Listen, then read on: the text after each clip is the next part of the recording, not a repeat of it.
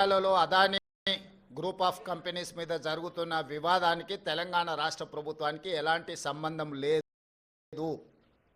అదేవిధంగా ఒక గొప్ప ఉద్దేశంతో లక్షలాది తెలంగాణ నిరుద్యోగ యువకులకు సాంకేతిక నైపుణ్యాన్ని నేర్పించడం ద్వారా ప్రపంచంతో పోటీ పడాలన్న ఆలోచనతోని యంగ్ ఇండియా స్కిల్స్ యూనివర్సిటీని ప్రారంభించినము. ఒక సదుద్దేశంతో ఒక గొప్ప ఆలోచనతో ప్రారంభించిన యూనివర్సిటీ వివాదాలకు లోను కావడం నా మంత్రివర్గ సహచరులకు నాకు తెలంగాణ రాష్ట్ర ప్రభుత్వానికి ఇష్టం లేదు.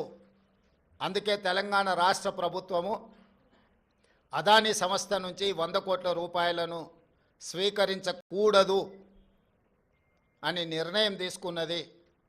ఈ విషయాన్ని మీడియా మిత్రుల ద్వారా సమాజానికి మేము చెప్పదలుచుకున్నాము. అనవసరమైన వివాదాలలో మా రాష్ట్ర ప్రభుత్వాన్ని మమ్మల్ని లాగొద్దు అని చెప్పి మీడియా మిత్రులందరికీ కూడా నేను సూచన చేస్తున్నా. రాజకీయ పార్టీలకు కూడా నేను సలహా ఇవ్వదలుచుకున్నా. రాష్ట్ర ప్రభుత్వ ప్రయోజనాల కోసం తీసుకున్న నిధులను కూడా రాజకీయ కోణంలో ఆరోపణలు చేయడం ద్వారా నిరుద్యోగ యువకులకు నష్టపరిచే విధంగా వ్యవహరించే వాళ్లకు రాష్ట్ర ప్రభుత్వం ఈ నిర్ణయం తీసుకున్నది. వాళ్ళందరూ కూడా ఈ అంశాన్ని పరిగణలోకి తీసుకోవాల్సిందిగా నేను ఈ సందర్భంగా తెలియజేస్తున్నా.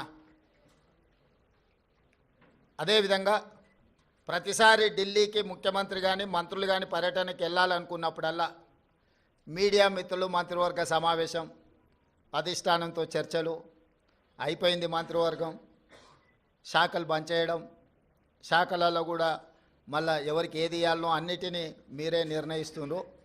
ఈ ఢిల్లీ పర్యటన ఓం బిర్లా లోక్సభ స్పీకర్ గారి కూతురు యొక్క వివాహ కార్యక్రమం ఉన్నది.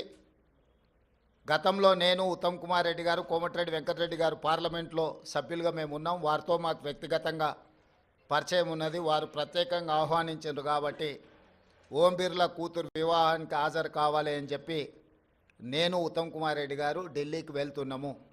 ఈ పర్యటనకు రాజకీయ ప్రాధాన్యత లేదు.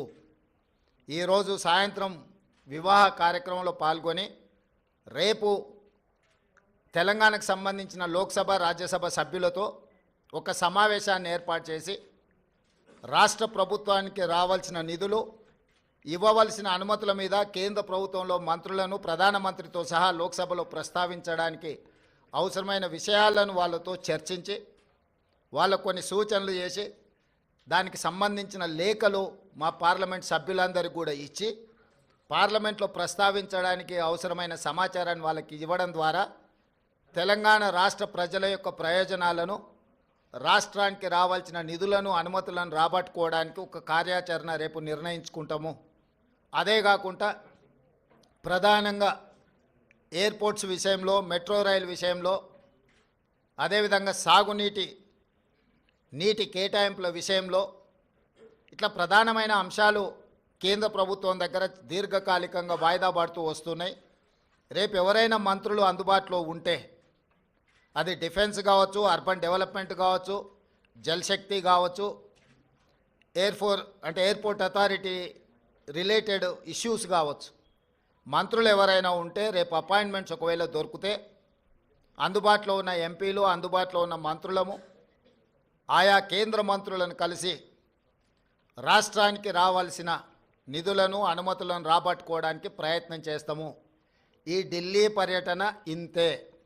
కొంతమంది హరాజ్ పాట పాడినట్టు 26సారి, 27సారి, 28సారి అని ఇట్లా హరాజ్ పాటలు పాడుతున్నారు. వాళ్ళలాగా పైరవీల కోసమో, కాళ్ళు పట్టుకోవడానికో, కేసులను ఎత్తేయించుకోవడానికో, మోడీ ముందు మొక్కలిల్లడానికో ఢిల్లీకి వెళ్ళడం లేదు. కేంద్ర ప్రభుత్వాన్ని అవసరమైతే నిలదీసైనా రాష్ట్ర ప్రభుత్వానికి రావాల్సిన నిధులు, అనుమతులను తెచ్చుకోవడానికే మేము ఢిల్లీ పర్యటన చేస్తున్నాము. ఎవరి కాల్లో పట్టుకోవడానికో, కేసుల నుంచి తప్పించుకోవడానికో, గవర్నర్ నుంచి అనుమతి ఇవ్వకుండా ఆపుకోవడానికో మా ప్రయత్నం కాదు.